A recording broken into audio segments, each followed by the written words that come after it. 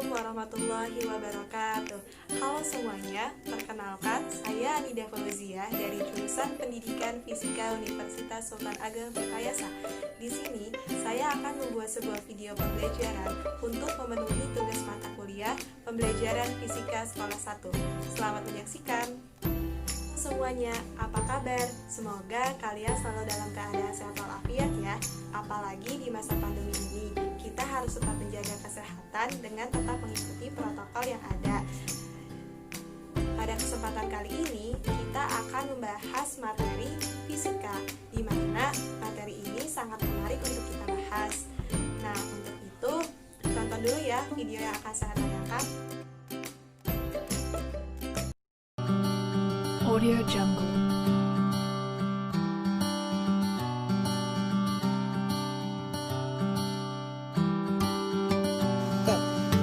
Audio Jungle. Nah, setelah menonton video tadi, kira-kira kita akan membahas materi apa sih teman-teman? Tumbukan, Bu. Ya, betul.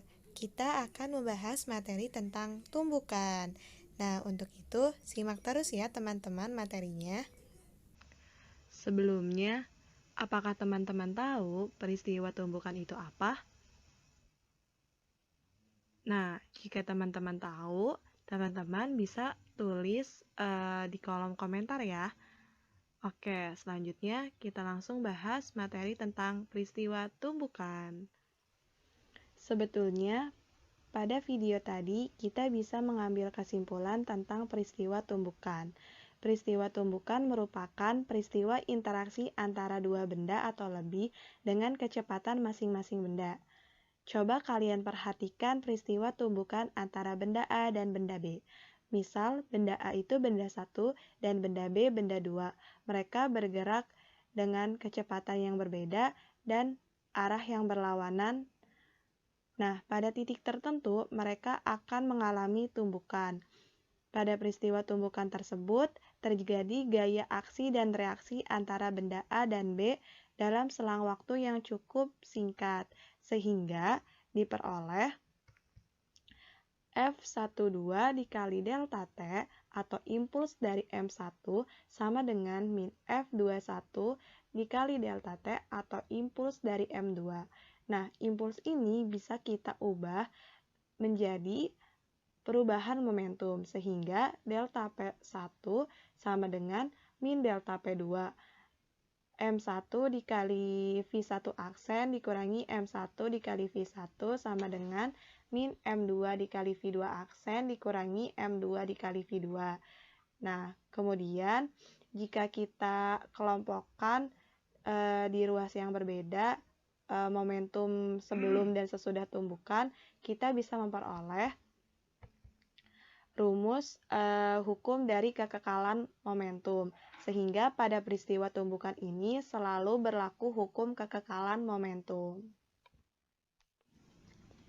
Nah, selanjutnya kita akan membahas jenis-jenis tumbukan.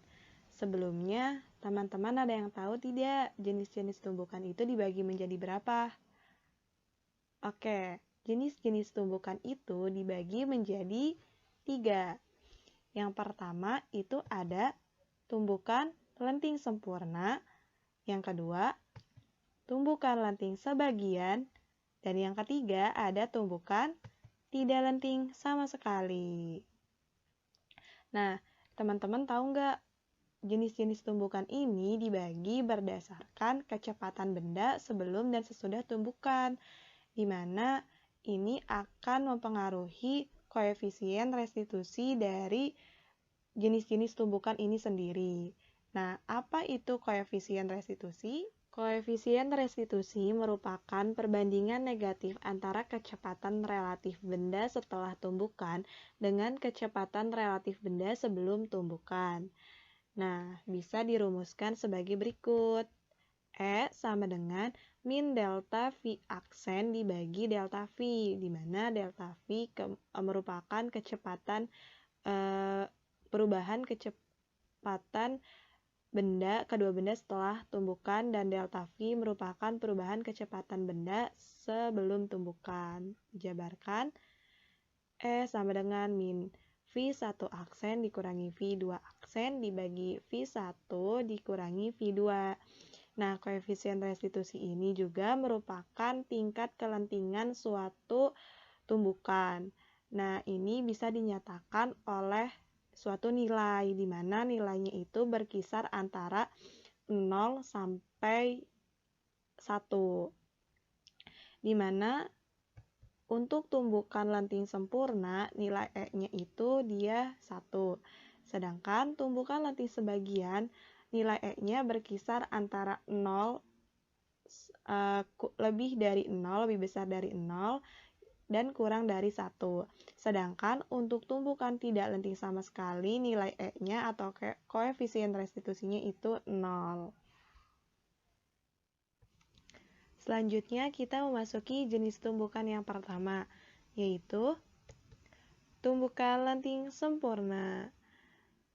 Di mana coba kalian perhatikan, di sini ada M1 dan M2. M1 bergerak dengan kecepatan V1 ke arah kanan dan M2 bergerak dengan kecepatan V2 ke arah kiri.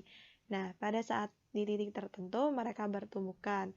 Setelah tumbukan, benda 1 atau M1 bergerak ke arah kiri dengan kecepatan V1 dan M2 bergerak dengan kecepatan V2 aksen, di mana kecepatan benda setelah tumbukan itu sama dengan kecepatan benda sebelum tumbukan, baik itu benda 1 maupun benda 2 pada peristiwa tumbukan ini.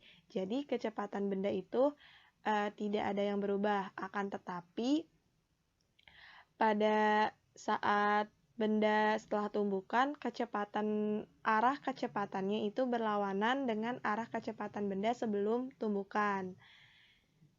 Nah, sehingga pada tumbukan lenting sempurna ini berlaku yang pertama hukum kekekalan momentum, di mana hukum kekekalan momentum yang berlaku di sini yaitu M1 dikali V1 ditambah M2 dikali V2 sama dengan M1 dikali V1 aksen ditambah M2 dikali V2 aksen. Yang kedua, berlaku hukum kekekalan energi kinetik, di mana tidak ada energi kinetik yang berkurang pada peristiwa tumbukan lenting sempurna ini, sehingga energi kinetik awal sama dengan energi kinetik akhir. Yang ketiga, jadi nilai koefisien restitusi dari tumbukan lenting sempurna yaitu 1. Apa saja sih contoh tumbukan lenting sempurna dalam kehidupan sehari-hari? Sebetulnya, contoh tumbukan lenting sempurna dalam kehidupan sehari-hari itu sulit ditemukan. Akan tetapi, ada peristiwa tumbukan yang bisa mendekati tumbukan lenting sempurna, yaitu ada peristiwa antara tumbukan antara molekul-molekul atom. Nah, ini merupakan salah satu contoh tumbukan lenting sempurna. Yang kedua, ada tumbukan lenting sebagian. Pada peristiwa tumbukan lenting sebagian, yang pertama itu berlaku hukum kekekalan momentum, di mana M1 dikali V1 ditambah M2 dikali V2 sama dengan M1 dikali V1 aksen ditambah M2 dikali V2 aksen. Nah, pada peristiwa tumbukan lenting sebagian ini, dia yang kedua tidak berlaku hukum kekekalan energi kinetik. Mengapa? Karena pada peristiwa lenting sebagian ada energi kinetik yang hilang ketika tumbukan, di mana pada saat itu energi kinetik yang hilang itu diubah menjadi energi lain, seperti energi bunyi, energi panas, dan energi potensial atau energi lainnya.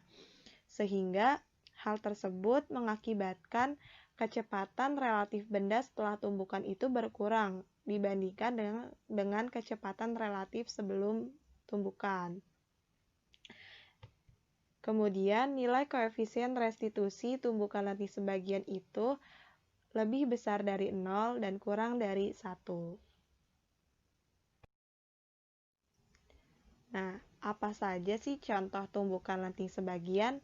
Teman-teman ada yang tahu? Oke, contoh tumbukan lenting sebagian itu dalam kehidupan sehari-hari itu sangat banyak.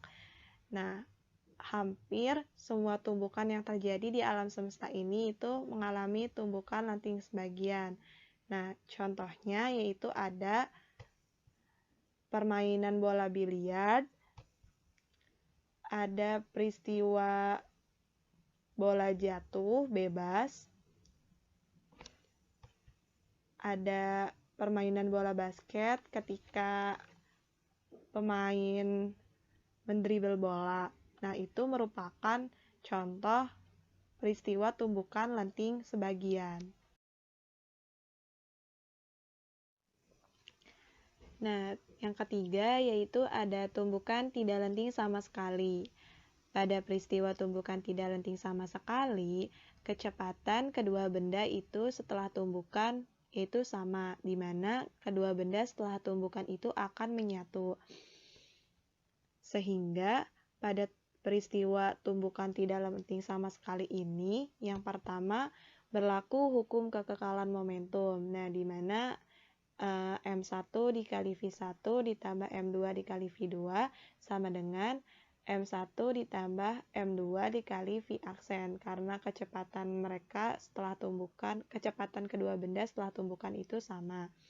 Kemudian pada peristiwa tumbukan tidak lenting sama sekali itu tidak berlaku hukum kekekalan energi kinetik.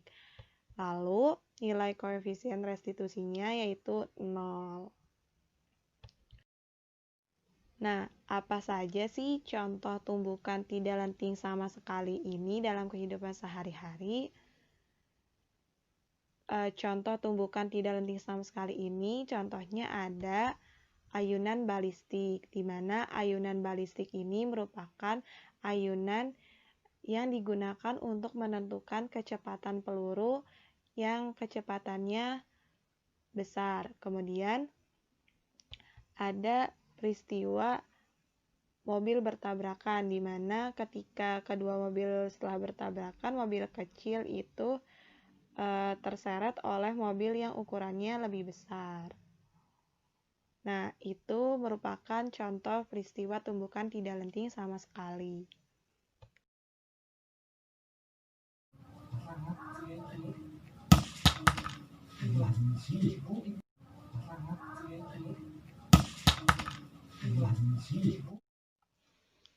Dari video demonstrasi tadi, bisa kita ilustrasikan gambar bola jatuh bebas yaitu seperti pada gambar. Nah, kita misalkan benda satu yaitu bola dan benda dua yaitu lantai. Pada saat bola jatuh, kecepatan bola kita gunakan rumus kecepatan gerak jatuh bebas, di mana nilai V-nya sama dengan akar 2GH. Nah, kita juga bisa menentukan nilai koefisien restitusi dari bola jatuh bebas, yaitu E sama dengan min delta V aksen dibagi delta V. Kemudian E sama dengan min V1 aksen dikurangi V2 aksen dibagi V1 dikurangi V2. Nah, seperti yang kita ketahui, kecepatan lantai sebelum dan sesudah tumbukan itu sama, yaitu 0. Kemudian E sama dengan min V1 aksen dibagi V1. Lalu E sama dengan min V1 aksennya itu kecepatan bola setelah tumbukan itu nilainya min akar 2GH. 2GH2. H2 itu merupakan kedudukan bola pada pantulan pertama atau tinggi pertama bola setelah pantulan. Nah, kenapa dia bernilai negatif? Karena arah kecepatannya itu berlawanan dengan arah gravitasi. Nah, kemudian dibagi dengan akar 2GH1. H1 itu merupakan ketinggian mula-mula. Sehingga nilai koefisien restitusi bola jatuh bebas yaitu E sama dengan akar H2 dibagi H1. Sehingga kita bisa menentukan koefisien restitusi bola jatuh bebas dengan rumus E sama dengan akar H2 dibagi H1, di mana H2 merupakan kedudukan atau ketinggian bola pada pantulan pertama dan H1 merupakan kedudukan bola mula-mula. Nah, ini ada contoh soal tumbukan. Saya ambil contoh soal tumbukan itu tentang bola jatuh bebas, di mana soalnya yaitu sebuah bola dijatuhkan dari ketinggian 15 meter. Setelah dijatuhkan, bola terpental dengan koefisien restitusi bola dengan lantai yaitu 0,6. Kemudian, tinggi pantulan bola pertama tersebut adalah. Nah, pertama-tama kita analisis terlebih dahulu soalnya, di mana pada soal tersebut ada sebuah bola dijatuhkan dari ketinggian 15 meter. Nah, itu merupakan ketinggian awal atau H1. Nah, kemudian bola terpental dengan koefisien restitusi bola dengan lantai yaitu 0,6. Nah, ini merupakan E atau nilai koefisien restitusi. Dari sini kita bisa simpulkan bahwa ini merupakan peristiwa tumbukan lenting sebagian. Nah, ya karena dia bola jatuh bebas merupakan contoh dari peristiwa tumbukan lenting sebagian. Nah, tinggi pantulan pertama bola tersebut itu merupakan berarti ditanyakan H2. Nah, kemudian untuk menjawabnya yaitu kita pakai rumus koefisien restitusi bola jatuh bebas, di mana E sama dengan akar H2 dibagi akar H1. Nah, karena ini akar, kita bisa kuadratkan kedua ruas, di mana E kuadrat sama dengan akar H2 dikuadratkan dibagi akar H1 dikuadratkan, sehingga E kuadrat sama dengan H2 dibagi H1. Nah, lalu kita tinggal masukkan nilai koefisien restitusi bola dengan lantai dan nilai H1-nya yaitu 0,6 kuadrat sama dengan H2 dibagi 15. Nah, 0,6 dikuadratkan itu menjadi 0,36 sama dengan H2 dibagi dibagi 15. Nah, menjadi H2 sama dengan 0,36 dikali 15, sehingga H2-nya itu 5,4 meter. Jadi, tinggi pantulan pertama bolanya itu 5,4 meter. Mungkin hanya materi itu saja yang bisa saya sampaikan. Semoga video ini dapat bermanfaat untuk kita semua. Kurang lebihnya saya mohon maaf. Wassalamualaikum warahmatullahi wabarakatuh.